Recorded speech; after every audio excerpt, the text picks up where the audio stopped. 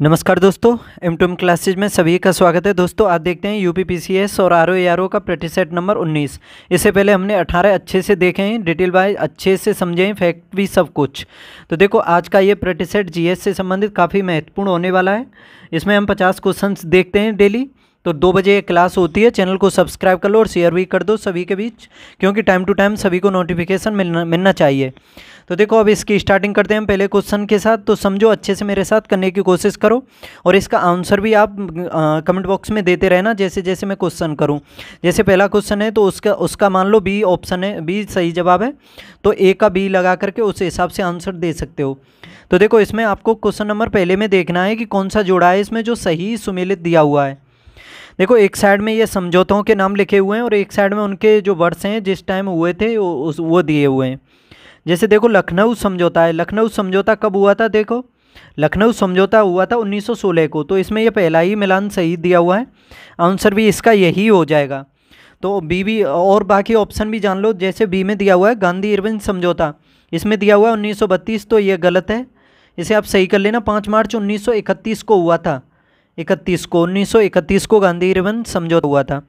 इसके अलावा ये देखो सी में लियाकत अली और भूलाभाई देसाई जो समझौता है ये 1948 को नहीं हुआ था, इसे भी आप सही कर लेना। ये 1945 को हुआ था। कब हुआ था? 1945 को। और देखो शिमला समझौता तो काफ़ी फेमस है, ये तो 1945 को सभी को पता ही होगा इसके बारे में। ठीक है, अब देखते हैं नेक्स्ट क्वेश्चन। इसमें आपको ये देखना है कौन सा सही सुमेलित है। देखो एक साइड में कोयला क्षेत्रों के नाम लिखे हुए हैं और एक साइड में जो देश हैं उस कोयला क्षेत्र से जो संबंधित हैं वो लिखे हुए हैं। जैसे कि कौन सा कोयला क्षेत्र किस देश में है। देखो डोनेट्स काफ़ी चर्चा में है। डोनेट्स वर्ड जो है अभी रसिया और यूक्रेन का युद्ध चल रहा है, तो उसमें काफ़ी आपने न्यूज़ों में सुना होगा। तो देखो ये डोनेट्स जो कोयला क्षेत्र है ये जर्मनी में नहीं है, ये यूक्रेन में है। ठीक है, तो ये तो गलत है इसमें। दूसरा है इसमें कुजनेट्स, ये रूस में पड़ता है और नाम भी देख पा रहे होंगे इस टाइप के नाम कहाँ पर मिलते हैं, तो रूस में मिलते हैं। बिल्कुल सही है इसका जवाब, ये ऑप्शन बी हो जाएगा और यही सुमेलित है इसमें। अब देखो लंकाशायर ये रूस में नहीं है, ये इंग्लैंड में पड़ता है। ठीक है, इंग्लैंड में। और सी में दिया हुआ है सार ये जर्मनी का क्षेत्र है। ठीक है, कहाँ का क्षेत्र है? ये जर्मनी का, ना कि रूस का, उसका यूक्रेन का। ठीक है, तो इसे भी आप सही कर लेना। रूर क्षेत्र भी है, कोयले के लिए काफ़ी फेमस है जर्मनी में। ठीक है, तो अब देखते हैं क्वेश्चन नंबर 3। देखो अब इसमें ये देखना है कौन सा सही सुमेलित नहीं है। एक साइड में उपबंध दिए हुए हैं और एक साइड में अनुसूचियों के नाम लिखे हुए हैं। तो इसमें आपको ये देखना है कि कौन सी अनुसूची में कौन सा उपबंध नहीं है। अब ये देखो पहला है इसमें ऑप्शन ए में राज्यों एवं केंद्र शासित प्रदेशों का उल्लेख क्या पहली अनुसूची में है? तो देखो राज्यों और केंद्र शासित प्रदेशों का जो उल्लेख है वो पहली अनुसूची में है, बिल्कुल सही है इसका ये। दूसरा ऑप्शन है इसमें विभिन्न पदों के लिए शपथ से संबंधित विषयों का उल्लेख, ये 9वीं अनुसूची में नहीं है, तीसरी में है। कौन सी में? तीसरी में। और जवाब भी यही नहीं, हाँ जवाब भी यही हो जाएगा। क्या पूछा था इसमें जो गलत है वही पूछा था। ठीक है, तो आंसर तो इसका ऑप्शन भी हो जाएगा। लेकिन आपको बता दूं 9वीं अनुसूची तो पंचायतों से भूमि सुधार से संबंधित है, पंचायतों से तो 11वीं है, नगर पालिकाओं से 12वीं है। अब ये देखो दल विरोधी कानून दल बदल से संबंधित है, 10वीं अनुसूची 52वें संविधान संशोधन से जोड़ी गई थी। केंद्र व राज्यों के बीच विधायी शक्तियों का जो वितरण है, जैसे संघ सूची, राज्य सूची और समवर्ती सूची में, तो ये 7वीं अनुसूची में ही दिया हुआ है। 8वीं अनुसूची में भाषाओं के बारे में है। ठीक है, पहली अनुसूची में केंद्र और राज्यों का जो उल्लेख है वो दिया हुआ है। दूसरी में वेतन भत्तों के बारे में, तीसरी में शपथों के बारे में, चौथी राज्यसभा में सीटों के आवंटन से संबंधित है और 5वीं अनुसूची है एसटी और एससी से संबंधित है। और 6वीं अनुसूची में वो जो 4 राज्य हैं पूर्वोत्तर के, असम, मेघालय, त्रिपुरा, मिजोरम वगैरह, उन सभी के लिए विशेष प्रावधान है उसमें। 7वीं अनुसूची में आपका ये केंद्र राज्य संबंधों के बारे में है, शक्तियों से संबंधित। 8वीं में राजभाषा, 9वीं में ये भूमि सुधार और 10वीं दल बदल से, 11वीं पंचायतों से, 12वीं नगर पालिकाओं से। याद कर लेना इन सभी को भी। अब देखो इसमें कौन सा सही सुमेलित नहीं है। देखो शुष्क बर्फ कहा जाता है ठोस कार्बन डाइऑक्साइड को, तो ये तो सही है, बिल्कुल सही सुमेलित है। ठीक है, दूसरा देखो मस्टर्ड गैस रासायनिक युद्ध में प्रयुक्त होने वाला विषैला द्रव्य है, ये भी सही सुमेलित है। तीसरा है इसमें टेफ्लॉन। टेफ्लॉन जो है फ्लूओरीन युक्त बहुलक होता है, तो ये भी सही सुमेलित है। डी में दिया हुआ है फ्लोरीन, तो देखो ये फ्लोरीन युक्त कार्बनिक यौगिक नहीं होता है, तो ये देखो ये इसका गलत जवाब हो जाएगा। ऑप्शन डी इसका सही जवाब है, आंसर जो है वो गलत है, वही पूछा है इसमें। देखो फ्लोरीन के बारे में बताऊं, इसकी खोज की गई थी 1985 को। कब? 1985 को, ठीक है। और इसको फ्लोरीन को हम जैसे C60, किससे? C60 इसे प्रदर्शित करते हैं। और देखो फ्लोरीन एक कार्बनिक अपरूप परिवार का ही सदस्य होता है, तो काफ़ी महत्वपूर्ण क्वेश्चन हो जाता है ये। अब देखो क्वेश्चन नंबर 5, निम्नलिखित युग्मों में से कौन सा सही सुमेलित है? जो सुमेलित है वो देखना है।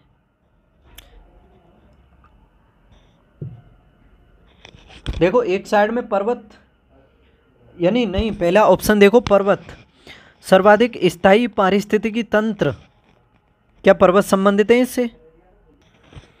तो देखो इसमें ये पहला जो है पर्वत सर्वाधिक स्थायी पारिस्थितिकी तंत्र, तो ये मिलान इसमें गलत है। इससे तो काफ़ी समुद्र है, समुद्र का सही जवाब होगा। अजैविक अवयव देखो, ये जीवाणु, अजैविक अवयव जो होते हैं क्या जीवाणु? तो ये भी गलत है इसमें, जीवाणु तो जैविक होते हैं।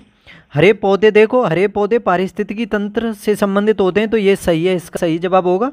हरे पौधे पारिस्थितिकी तंत्र से संबंधित होते हैं, बिल्कुल सही है, ठीक है। और देखो जीवों व पर्यावरण के मध्य होने वाली जो पारंपरिक संबंध होते हैं, ये बने तंत्र को पारिस्थितिकी तंत्र कहा जाता है, ठीक है। जीवों और पर्यावरण के मध्य होने वाले जो पारंपरिक क्रियाकलाप होते हैं, पारंपरिक जो संबंध होते हैं, उससे बने तंत्र को ही पारिस्थितिकी तंत्र कहते हैं। और यह प्रकृति की एक क्रियाशील इकाई होती है, याद रखना, ठीक है। और देखो वर्षा ग्लोबल वार्मिंग से संबंधित नहीं है, ये भी गलत है। अब देखो क्वेश्चन नंबर 6, निम्नलिखित कथनों पर विचार कीजिए। अनुषंगी, लाभ कर, ब्याज कर, उपर्युक्त में से कौन सा कर प्रत्यक्ष कर है? देखो दो प्रकार के कर होते हैं, सभी को ये पता ही होगा, एक होता है अप्रत्यक्ष कर और एक होता है प्रत्यक्ष कर, ठीक है। और देखो इसमें भी हम प्रत्यक्ष कर के बारे में बात करें तो प्रत्यक्ष कर हम ऐसे कर को कह सकते हैं जिसमें देखा जाए तो मौद्रिक एवं वास्तविक जो भार होता है, अर्थात इसका मतलब ये समझ लो कि कराघात और करापात उसी व्यक्ति पर पड़ता है जिसके ऊपर सरकार कर लगाती है, ठीक है। कराघात और करापात उसी व्यक्ति पर पड़ेगा जिसके ऊपर कर लगेगा। और प्रत्यक्ष करों में हम जैसे देख सकते हैं, आपका होता है निगम कर होता है, कंपनियों के शुद्धतम लाभ पर लगता है ये निगम कर जो होता है। आयकर होता है यानी इनकम कर होता है, इनकम टैक्स। और आपका व्यय कर भी होता है, संपत्ति कर वगैरह। और ब्याज कर भी होता है, इसी में उपहार कर भी होता है। लेकिन आपका जो अप्रत्यक्ष कर होता है, अप्रत्यक्ष कर के बारे में बता दूं, जो अप्रत्यक्ष कर होता है उसमें जो वो कराघात और करापात उस व्यक्ति पर नहीं लगता है जिस पर सरकार लगाती है, यानी दूसरा व्यक्ति इसमें दूसरे पर लगता है ये, ठीक है। करापात और कराघात दूसरे पर लगता है, ऐसे समझ सकते हो। कराघात यानी कर किसी और पर लगता है और चुकाता कोई और है, कराघात किसी और पर और करापात किसी और पर, समझ सकते हो, ठीक है। जैसे जीएसटी है, काफ़ी फेमस है, जीएसटी काफ़ी फेमस है, इसमें याद कर लेना। अब आगे देखो इसमें क्या पूछा है कि कौन सा प्रत्यक्ष कर है? अनुषंगी लाभ कर, ब्याज कर, इनमें से कौन सा है बताइए। तो देखो इसका सही जवाब हो जाएगा ऑप्शन सी, ये दोनों ही अप्रत्यक्ष कर होते हैं, ठीक है। दोनों ही अप्रत्यक्ष कर होते हैं, सॉरी दोनों ही प्रत्यक्ष कर होते हैं, दोनों ही प्रत्यक्ष कर होते हैं, ठीक है। ऑप्शन सी इसका सही जवाब है।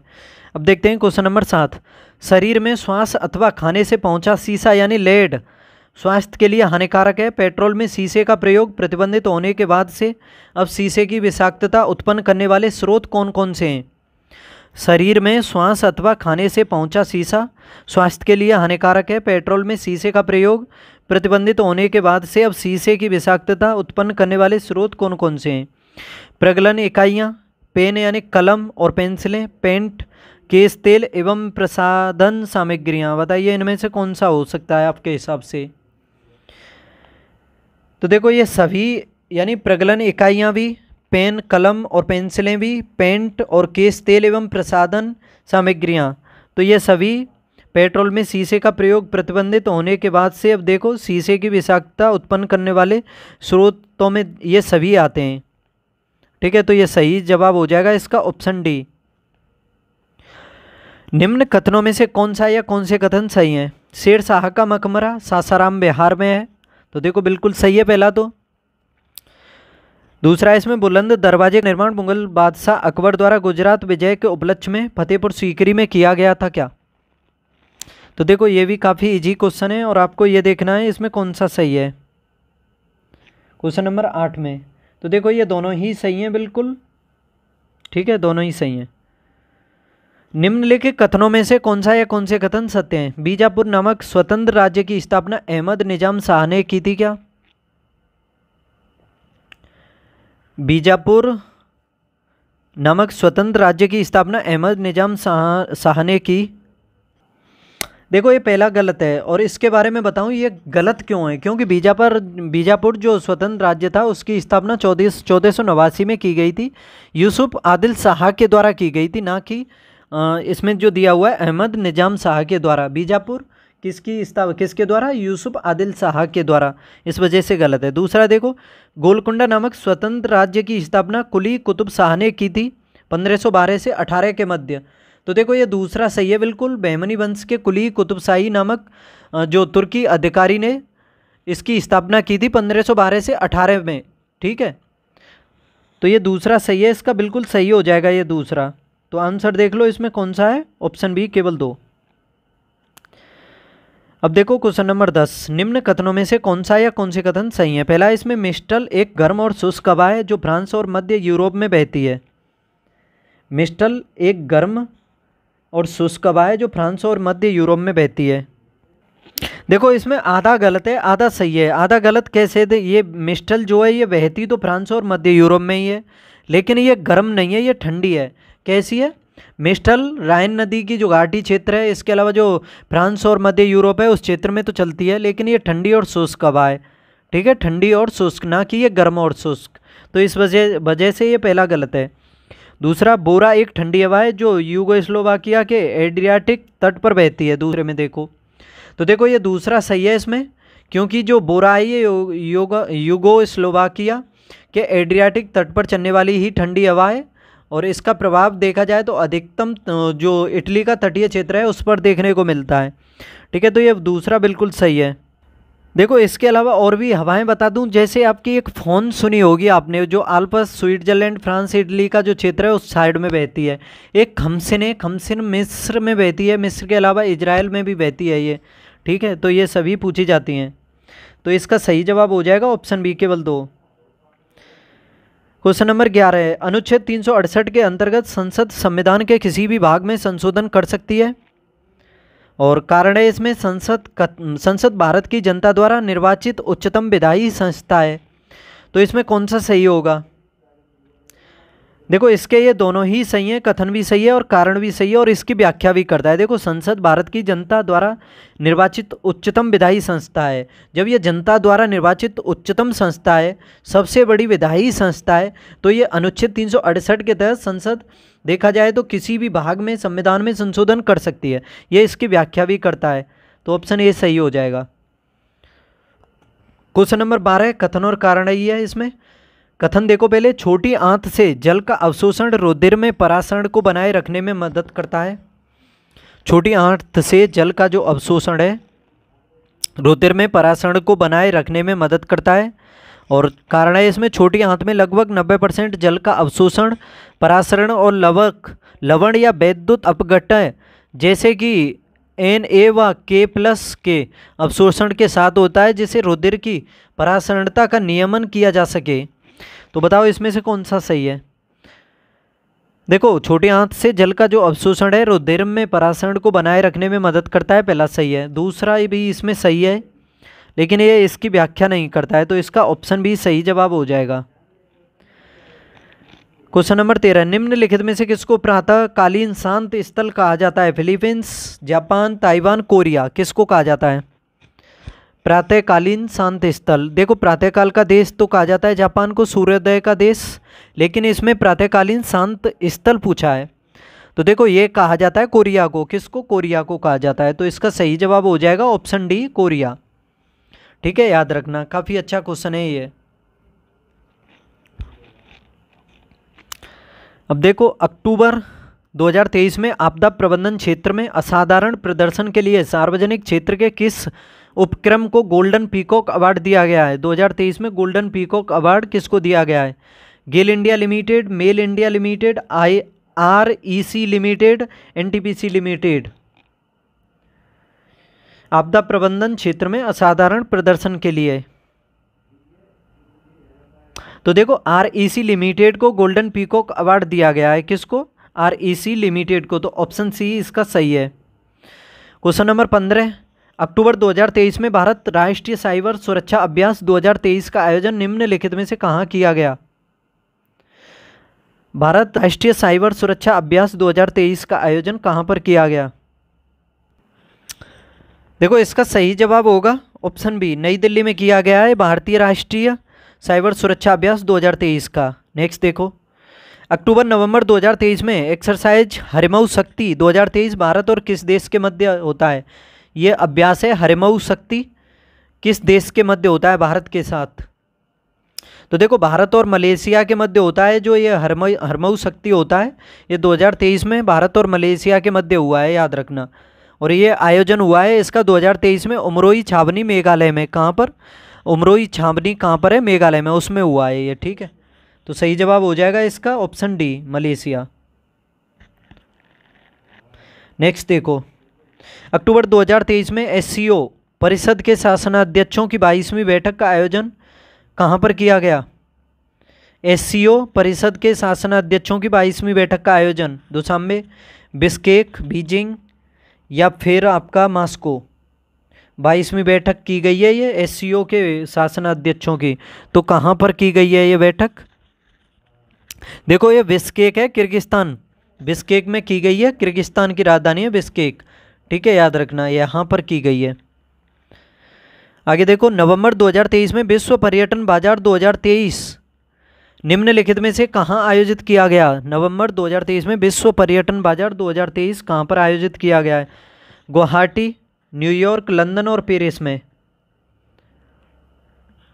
तो देखो ये आयोजित किया गया है लंदन। लंदन यानी यूके में विश्व पर्यटन बाजार 2023 आयोजित किया गया है लंदन में। ठीक है, अक्टूबर 2023 में विचारों की स्वतंत्रता के लिए ईरान की मानवाधिकार कार्यत्री जिना महसा अमीनी, जिन्हें मरणोपरांत एवं ईरान में वुमेन लाइफ फ्रीडम मूवमेंट को प्रसिद्ध सखारोव पुरस्कार प्रदान किया गया। यह पुरस्कार निम्नलिखित में से किस क्षेत्र में दिया जाता है? इतना ही याद कर लो कि ये जो सखारोव पुरस्कार है ये किस क्षेत्र में दिया जाता है। नहीं, किस क्षेत्र में नहीं, यह पुरस्कार निम्नलिखित में से किसके द्वारा दिया जाता है? यूरोपीय संसद, यूनेस्को, ब्रेक्जिट या फिनलैंड के द्वारा? सखारोव पुरस्कार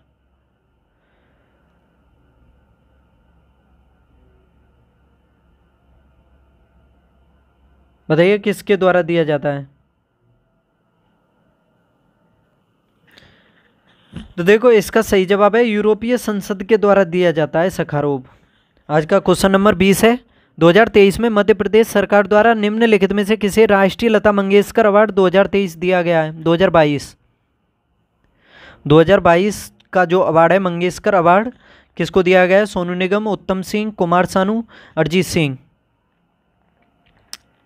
तो देखो ये उत्तम सिंह को दिया गया है, उत्तम सिंह। ऑप्शन बी सही जवाब हो जाएगा।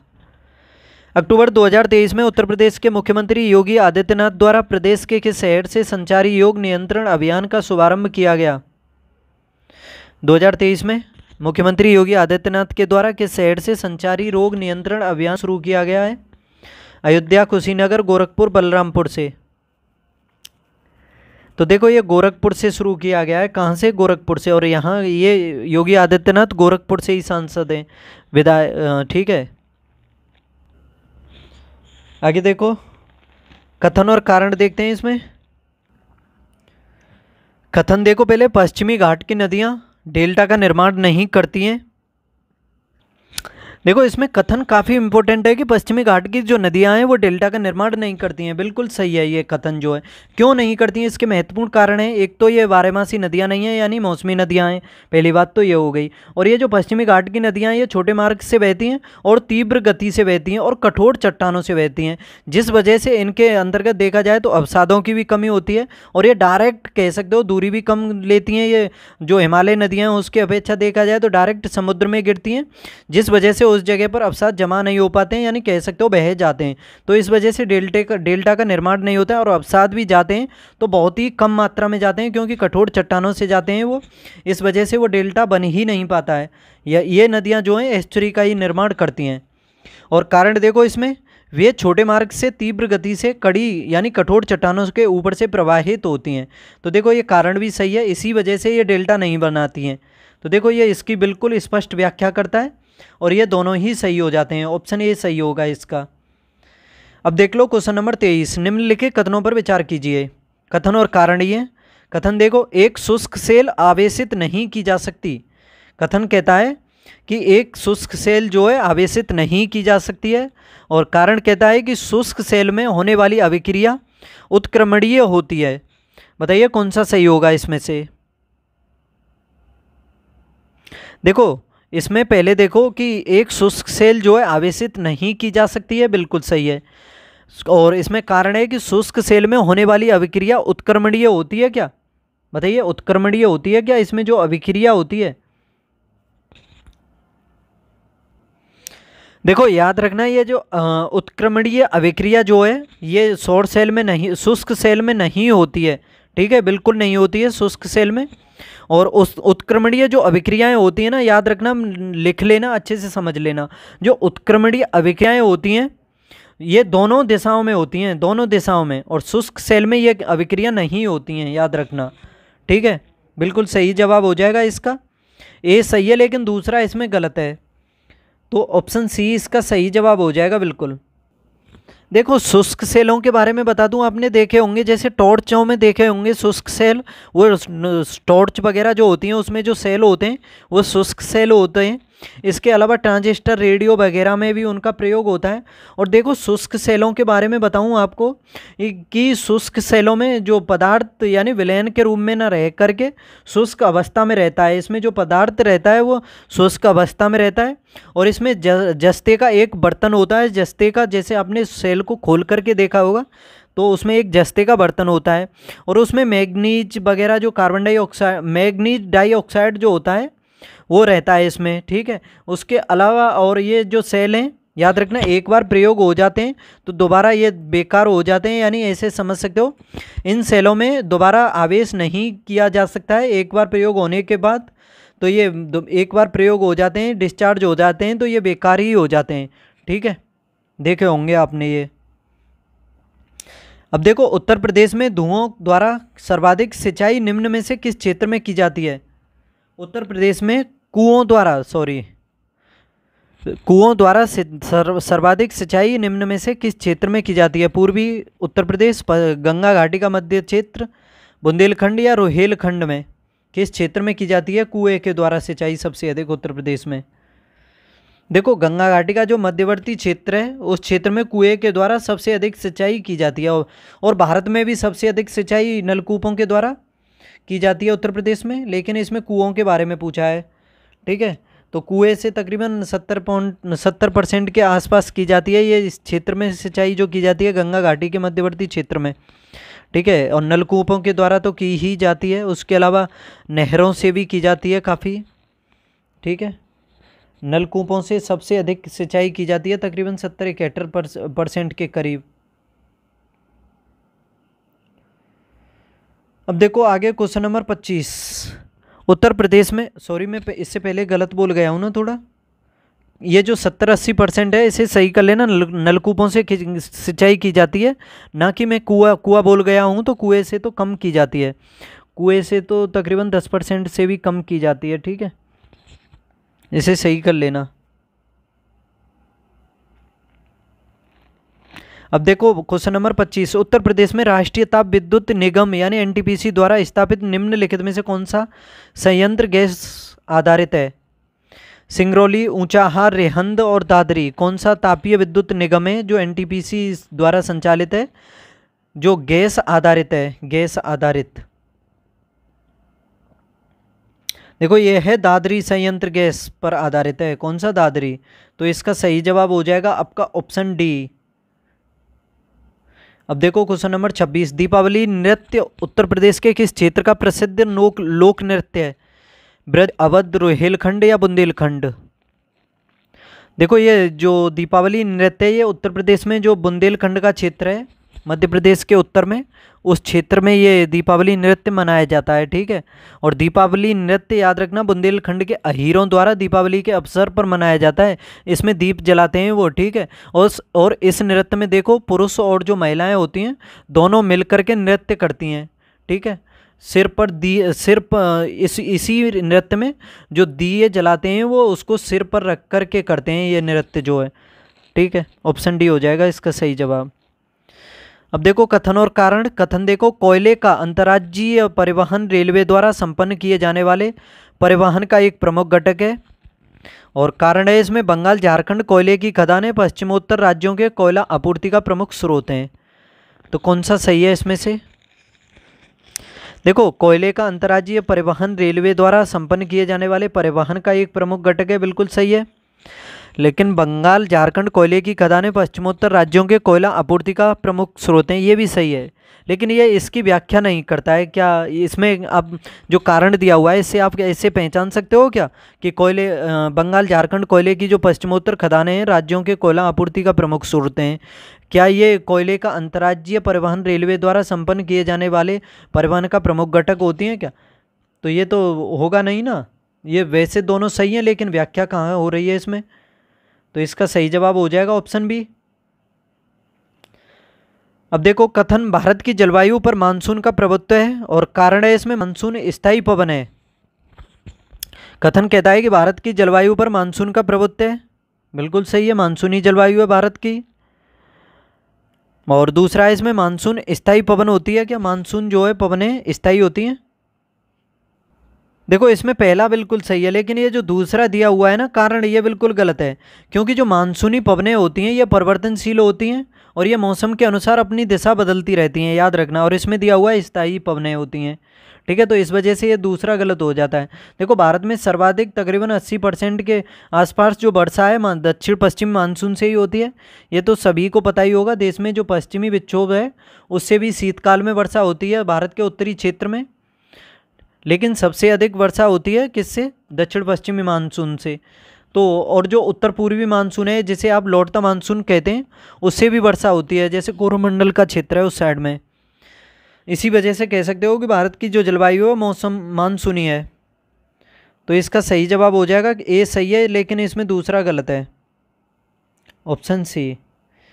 क्वेश्चन नंबर 29 देखो, उत्तर प्रदेश के निम्नलिखित साहित्यकारों में कौन प्रथम ज्ञानपीठ पुरस्कार प्राप्त करता है? कौन सा व्यक्ति है उत्तर प्रदेश का जिसे पहली बार ज्ञानपीठ पुरस्कार मिला? तो देखो ये हैं सुमित्रानंदन पंत, ऑप्शन ए में जो दिए हुए हैं। सुमित्रानंदन पंत को 1962 में दिया गया था यह ज्ञानपीठ पुरस्कार जो है। कब दिया गया था? 1962 में। ठीक है, और देखो इसमें दिया हुआ है केदारनाथ सिंह जो ऑप्शन बी में दिया हुआ है, इन्हें भी मिल चुका है। 2013 में दिया गया था इन्हें, 2013 में, और 1962 में सुमित्रानंदन पंत। बजट 2024-25 के अनुसार वर्तमान में पीएम फसल योजना का लाभ देश कितने किसानों को मिल रहा है? देश में कितने किसानों को मिल रहा है? जो पीएम फसल योजना है 2024-25 के अनुसार कितने किसानों को मिल रहा है इसका लाभ? तो देखो 4, 6, 8 या 10 करोड़। तो देखो इसका सही जवाब होगा कितना? 4 करोड़, ऑप्शन ए सही हो जाएगा बिल्कुल। 4 करोड़ किसानों को पीएम फसल योजना का लाभ मिल रहा है 2025 का जो बजट है उसके अनुसार। ठीक है, याद रखना। आगे देखो, प्रत्येक वर्ष 10 दिसंबर को संपूर्ण विश्व में किस नाम से मनाया जाता है? ये मनाया जाता है विश्व मानवाधिकार दिवस मनाया जाता है। क्योंकि 10 दिसंबर 1948 को संयुक्त राष्ट्र महासभा द्वारा मानवाधिकारों की घोषणा यानी सार्वभौमिक घोषणा की गई थी अपनाने की, इसी वजह से मनाया जाता है 10 दिसंबर को मानवाधिकार दिवस। याद कर लेना इसे भी। Freedom in Exile, Freedom in Exile निम्न में से किस व्यक्ति की आत्मकथा है? बताइए, फ्रीडम इन एग्जाइल किस व्यक्ति की आत्मकथा है? तो देखो ये है दलाई लामा की। किसकी? दलाई लामा की। तो ऑप्शन डी इसका सही जवाब हो जाएगा। निम्नलिखित में से कौन सी योजना देश में बालिकाओं के विकास के उद्देश्य से शुरू की गई है? कौन सी योजना है जो बालिकाओं के विकास के उद्देश्य से शुरू की गई है? विजया लक्ष्मी योजना, प्रधानमंत्री सुकन्या समृद्धि योजना, प्रधानमंत्री शिशु विकास योजना, प्रधानमंत्री बालिका सुरक्षा योजना। बताइए, बालिकाओं के विकास के उद्देश्य से कौन सी योजना है जो शुरू की गई है? क्वेश्चन नंबर 33 में बताइए। तो देखो इसका सही जवाब है ऑप्शन बी, प्रधानमंत्री सुकन्या समृद्धि जो योजना है ये बालिकाओं के विकास के लिए शुरू की गई है। ठीक है, प्रधानमंत्री सुकन्या समृद्धि योजना, ऑप्शन बी इसका सही जवाब हो जाएगा। और इसमें योजना देखो आप सभी समझ लो इसमें अच्छे से कि इसके अंतर्गत बालिका के जो माता पिता हैं वो 10 वर्ष की आयु प्राप्त करने से पहले खाता खोल सकते हैं इसमें, और 14 वर्ष की आयु होने तक बच्ची के लिए धन जमा कर सकते हैं। और इस खाते में प्रत्येक वर्ष जमा करने के लिए जो आवश्यक न्यूनतम राशि है वो 250 रुपये है, और जो अधिकतम राशि है इसमें 1,50,000 रुपये जमा कर सकते हो अधिकतम। कम से कम तो 250 और अधिकतम 1.5 लाख रुपये। ठीक है, और ये प्रधानमंत्री सुकन्या समृद्धि योजना बालिकाओं के विकास के उद्देश्य से शुरू की गई है, याद रखना। देखो ब्रिटिश काल में स्तम्भरारी शब्द का संबंध निम्न में से किससे था? स्तम्भरारी का। तो देखो ये किससे संबंधित थी? ये भूराजस्व प्रणाली से संबंधित थी। ऑप्शन बी इसका, ऑप्शन ए इसका सही जवाब हो जाएगा। स्तम्भरारी जो शब्द था भूराजस्व प्रणाली से संबंधित था। स्तम्भरारी बंदोबस्त को ही स्थायी बंदोबस्त के नाम से भी जाना जाता है, याद रखना। स्तम्भरारी जो बंदोबस्त है इसी को कहा जाता था स्थायी बंदोबस्त, और उसी नाम से जाना जाता है अब भी।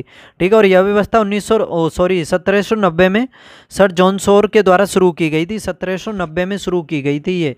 ठीक है, काफ़ी महत्वपूर्ण योजना थी ये भी, ये व्यवस्था थी ये भी। ठीक है, आगे देखते हैं अब। निम्नलिखित में से कौन सा उद्योग भारत के 8 प्रमुख उद्योगों में से शामिल नहीं है? कौन सा उद्योग है जो 8 उद्योगों में शामिल नहीं है? जैसे आपके 8 उद्योग हैं भारत के जो प्रमुख उद्योग हैं, जैसे आपका है, एक है आपका विद्युत, एक है इस्पात, एक परिष्करणीय उत्पाद भी है, एक कच्चा तेल है उसमें, और एक है आपका कच्चा तेल हो गया, एक कोयला है, सीमेंट, प्राकृतिक गैस है और उर्वरक। तो देखो इसमें कौन सा इसमें शामिल नहीं है? देखो कोयला इसमें शामिल है, आपका इसमें इस्पात भी शामिल है, इस्पात भी है, उर्वरक भी है, लेकिन इसमें जो कपास है ये शामिल नहीं है।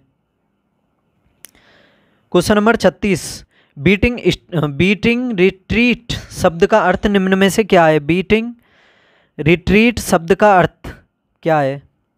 देखो बीटिंग रिट्रीट जो शब्द है ये गणतंत्र दिवस के समारोह के अंत का प्रतीक है। किसका? गणतंत्र दिवस समारोह के अंत का प्रतीक। तो ऑप्शन ए इसका सही जवाब हो जाएगा बिल्कुल। बीटिंग स्ट्रीट जो समारोह में देखो थल सेना, वायुसेना और जो नौसेनाएं हैं ये इनके बैंड पारंपरिक धुन के साथ इसमें मार्च करते हैं, और यह सेना की बैरक वापसी का प्रतीक होता है, याद रखना। जून 2023 में किस राज्य सरकार द्वारा अंत्योदय परिवारों को सामाजिक वित्तीय सुरक्षा प्रदान करने के उद्देश्य से दयालु योजना के अंतर्गत सांत्वना राशि जारी की गई है? सांत्वना राशि केरल, छत्तीसगढ़, हरियाणा, झारखंड। तो देखो इसका सही जवाब हो जाएगा हरियाणा राज्य सरकार के द्वारा अंत्योदय परिवारों को सामाजिक वित्तीय सुरक्षा प्रदान करने के उद्देश्य से यह दयालु योजना है, इसके अंतर्गत सांत्वना राशि जारी की गई है। हरियाणा, ऑप्शन सी सही हो जाएगा। जुलाई 2023 में निम्नलिखित में से किस केंद्र शासित प्रदेश में मानसिक स्वास्थ्य को समर्पित भारत का पहला चैटबॉट टेलीमानस जारी किया गया?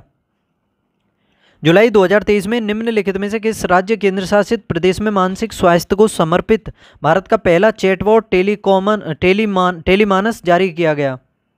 हरियाणा, जम्मू कश्मीर, कर्नाटक और दिल्ली। किस में जारी किया गया ये? तो देखो इसका सही जवाब है ऑप्शन बी, जम्मू कश्मीर में मानसिक स्वास्थ्य को समर्पित भारत का पहला चैटबॉट है टेलीमानस, ये शुरू किया गया है।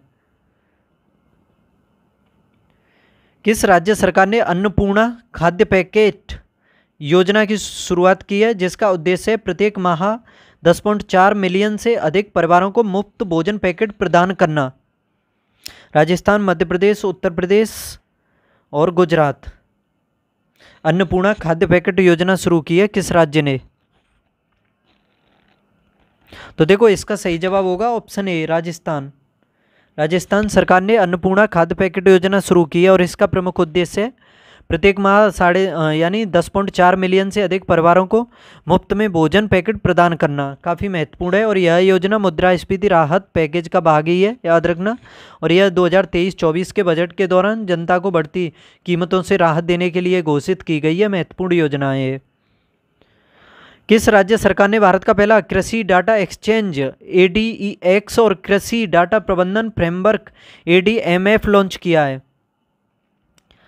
कृषि डाटा एक्सचेंज और कृषि डाटा प्रबंधन फ्रेमवर्क ये किस राज्य ने लॉन्च किया है? तो देखो इसका सही जवाब होगा ऑप्शन सी, तेलंगाना ने। तेलंगाना सरकार ने भारत का पहला कृषि डाटा एक्सचेंज जिसे कहते हैं ADEX और कृषि डाटा प्रबंधन फ्रेमवर्क जिसे कहते हैं ADMF ये लॉन्च किया है, याद रखना। भारत और मंगोलिया के मध्य निम्न में से कौन सा सैन्य अभ्यास आयोजित किया जाता है? देखो शक्ति अभ्यास किसके मध्य होता है? शक्ति भारत और फ्रांस के मध्य होता है। अजय वॉरियर भारत और UK के मध्य होता है। नोमैडिक एलिफेंट ये भारत और मंगोलिया के मध्य ही होता है, देखो ये सही है। इंद्र अभ्यास किसके मध्य होता है? इंद्र कोई बता सकता है इंद्र अभ्यास किसके मध्य होता है? चलो बता दो ये किसके मध्य होता है। आगे देखते हैं अब। निम्नलिखित में पर्वत श्रृंखलाओं को उत्तर से दक्षिण के क्रम में व्यवस्थित कीजिए। सतपुड़ा पालकोंडा श्रृंखला, अरावली श्रृंखला, हरिश्चंद्र श्रृंखला। देखो अरावली श्रृंखला भारत की पर्वत श्रृंखला है, याद रखना। और ये कहाँ पर पड़ती है? राजस्थान में, ठीक है। एक सेकंड देखो, जैसे मैंने इंडिया का मैप बनाया तो उसमें समझो कि सबसे पहले देखो इसमें अरावली दिया हुआ है, जो ये 3 में दिया हुआ है, ठीक है। अरावली तो अरावली हो गई आपकी यहाँ इस क्षेत्र में, ठीक है। अरावली कहाँ पर पड़ती है? राजस्थान में पड़ती है और ये तकरीबन इसकी लंबाई जो है 700-800 किलोमीटर के आसपास है। और ये सतपुड़ा देख लो, सतपुड़ा भी पड़ती है आपका जो दक्कन का पठार है उस भाग में पड़ती है। सतपुड़ा आप यहाँ पर कर सकते हो, ठीक है। और ये महाराष्ट्र और मध्य प्रदेश के क्षेत्र में पड़ती हैं जो ये सतपुड़ा हैं, ठीक है। और इनका जो क्षेत्रफल है तकरीबन 900 किलोमीटर के आसपास फैला हुआ है ये। और ये हरिश्चंद्र जो श्रृंखला पड़ती है आपकी ये मध्य भारत में ही पड़ती है और पश्चिमी घाट के आसपास पड़ती है। इसके पूर्व के आसपास पड़ती है, पश्चिमी घाट के पूर्व में, ठीक है। और ये पश्चिमी घाट में पड़ती है, ठीक है। तो कहाँ पर मान लो इसे? हरिश्चंद्र को यहाँ पर मान लो। और आपकी देखो जो पालकोंडा है, ये पहाड़ियाँ जो हैं ये आंध्र प्रदेश में पड़ती हैं। पालकोंडा कहाँ पर पड़ती हैं? और इसमें उत्तर से दक्षिण आपका क्रम देखा है इसमें, ठीक है। तो तकरीबन इससे थोड़ा नीचे मान लो, तो इसी हिसाब से देख सकते हो। सबसे पहले तो इसमें अरावली आएगा तो 3 आएगा, उसके बाद आपका सतपुड़ा आ जाएगा तो 1 आ जाएगा, उसके बाद आपकी हरिश्चंद्र आ जाएगा तो 4 आ जाएगा, और सबसे एंड में आपका पालकोंडा 2 आ जाएगा। तो इसका सही मिलान हो जाएगा 3 1 4 2, इसका जवाब हो जाएगा 3 1 4 2, ठीक है। तो देख लेते हैं अब 3 1 4 2 3 1 4 2, तो इसका ऑप्शन ये ठीक है, ए। दोस्तों काफ़ी महत्वपूर्ण क्वेश्चंस हैं आप सभी के सामने। देखो चैनल को सब्सक्राइब भी कर लो और शेयर भी कर दो सभी के बीच में। और आंसर तो देते नहीं हो आप, इसी तरह से पर देखते रहो डेली क्लास। तो मैं तो फिर भी लाऊंगा आपके लिए, एग्ज़ाम जब तक होगा तब तक इसी तरह से आती रहेगी।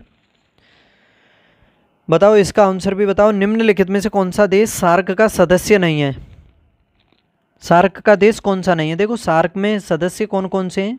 देखो सार्क के सदस्यों को समझने से पहले ये समझो कि इसकी स्थापना की गई थी 8 दिसंबर 1985 को। और इसका जो मुख्यालय है वो काठमांडू में पड़ता है, उसमें ढाका में पड़ता है, बांग्लादेश में। कहाँ पर? ढाका में, ठीक है, याद रखना। और सार्क का मुख्यालय नहीं, सॉरी, काठमांडू में नहीं।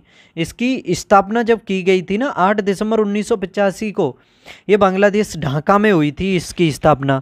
और देखो सार्क का नाम भी हिंदी में समझ लो, दक्षिण एशियाई क्षेत्रीय संगठन कह सकते हो इसे, ठीक है। और इसका मुख्यालय कहाँ है इस टाइम में? देखो काठमांडू में है, जो नेपाल में है, ठीक है, उसमें पड़ता है। और इसमें सदस्य भी हैं, जैसे आपका बांग्लादेश है, भूटान है, नेपाल, भारत, श्रीलंका, पाकिस्तान, मालदीव और अफगानिस्तान। यानी ये सभी भारत के पड़ोसी देश इसमें शामिल हैं। तो देखो इसमें सार्क का सदस्य नहीं है, कौन सा नहीं है? थाईलैंड, मालदीव, इन दोनों में से होगा, बताओ कौन सा नहीं है? देखो मालदीव तो है, भारत और भूटान तो निश्चित हैं, तो इसमें थाईलैंड नहीं है। थाईलैंड तो आसियान कंट्री है। आसियान कंट्री कितने हो चुके हैं अब? 11। पहले कितने थे? 10। कोई बता सकता है 11वां कौन सा बना है? कोई बता सकता है 11वां कौन सा बना है? थाईलैंड कंट्री, उस आसियान कंट्री। नेक्स्ट देखो, जलवायु परिवर्तन से संबंधित क्योटो प्रोटोकॉल निम्न में से किस वर्ष लागू हुआ था? देखो मॉन्ट्रियल हुआ था 1987 को, और उसके 10 वर्ष बाद 1997 को हुआ था क्योटो प्रोटोकॉल। ठीक है, 1997 को। तो इसका सही जवाब कौन सा हो जाएगा? Option B.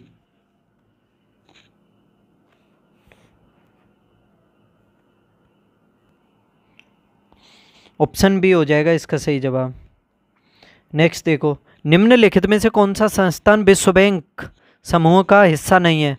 IBRD, WTO, IDA, IFC। देखो WTO समझ रहे होंगे आप, ये तो इससे अलग है। WTO इसमें नहीं है। विश्व व्यापार संगठन यानी वर्ल्ड ट्रेड ऑर्गेनाइजेशन, ये तो इसमें शामिल नहीं है। इसका मुख्यालय कहाँ है? जिनेवा में। ठीक है, WHO WTO दोनों का मुख्यालय जिनेवा में है। देखो इसमें IBRD ये भी इसमें शामिल है, इसी को कहते हैं मुख्यतः तो विश्व बैंक यही है, याद रखना। इसको पुनर्निर्माण और विकास के लिए जाना जाता है, अंतर्राष्ट्रीय बैंक कहते हैं इसे, पुनर्निर्माण और विकास के लिए अंतर्राष्ट्रीय बैंक। IDA इसमें शामिल है, जो सी में दिया हुआ है, इसको अंतर्राष्ट्रीय विकास संघ कहा जाता है। IFC ये अंतर्राष्ट्रीय वित्त निगम है, इंटरनेशनल फाइनेंस कॉरपोरेशन। और ये जो IFC है ये बहुपक्षीय गारंटी एजेंसी है। नहीं, ये नहीं है बहुपक्षीय गारंटी एजेंसी, IFC है वो तो। IFC सॉरी, बोल तो दिया मैंने। वो मीगा है, MIGA। ठीक है, इसके अलावा एक और है शायद इसमें, ICSID है कुछ ऐसा ही, ICSID। हाँ, भारत शायद उसी का सदस्य नहीं है, एक उसी संस्था का सदस्य नहीं है भारत। ठीक है, WTO इसका आंसर हो जाएगा। क्वेश्चन नंबर 46, लावा के ठोस होने के फलस्वरूप पृथ्वी के अंदर निर्मित चट्टानों को प्लूटोनिक चट्टानें कहा जाता है। बताइए क्या ये सही है? पहला देखो, लावा के ठोस होने के फलस्वरूप पृथ्वी के अंदर जो निर्मित चट्टानें होती हैं उनको प्लूटोनिक चट्टानें कहा जाता है, तो ये बिल्कुल ठीक है।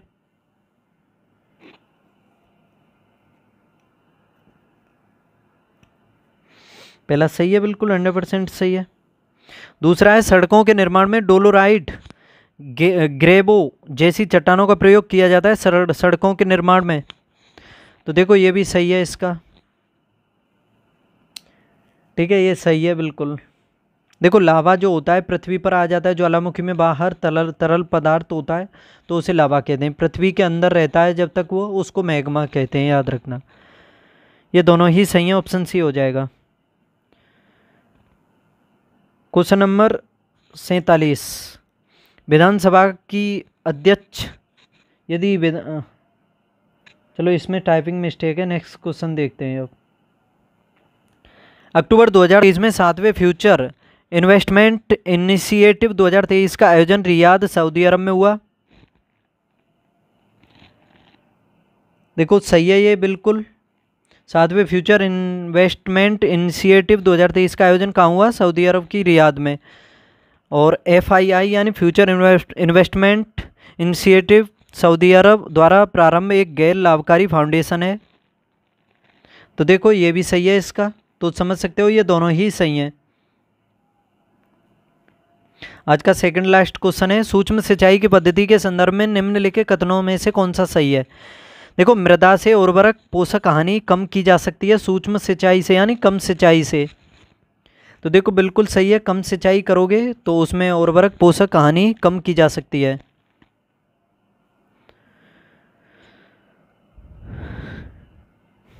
और देखो इससे कुछ कृषि क्षेत्रों में भौम जल स्तर को कम करने से रोका जा सकता है। तो दोनों ही सही हैं, बिल्कुल सही हैं दोनों, ऑप्शन सी हो जाएगा। उत्तर प्रदेश सरकार द्वारा 5 फरवरी 2024 को पेश आम बजट 2024-25 का कुल आकार कितना है? देखो 2024-25 में